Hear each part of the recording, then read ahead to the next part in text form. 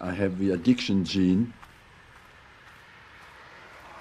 The negative side effect is that you don't develop some aspects of your personality that you could have developed in your life. I feel guilty. My passion created selfishness.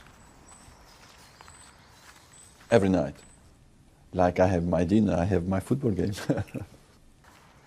Sometimes, of course, on Sundays you have so many games that in the end you go to bed, you don't know what you have seen anymore.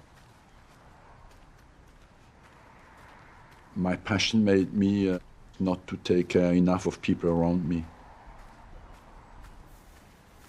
I would have loved to have a bigger family, and the fact that I was so focused on football, I'm today very grateful to have a daughter. Certainly, my parents was too much in favor of the club and not enough in favor of my family. I try to repair that now.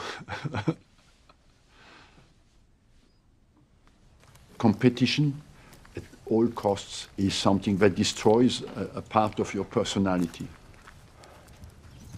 This desire of hating to lose makes you sometimes somebody inhuman. The way he lives his life is not normal. He was driven, wonderfully driven. I mean, so focused. I lived in my bubble, my own little world. I had only a triangle: home, training center, Highbury. I prepare the game exactly like a player. I never go out 48 hours before a game for dinner or anything. You have to sacrifice your life for this job. People love you when you were born. They love you when you die, and there was a little bit like that.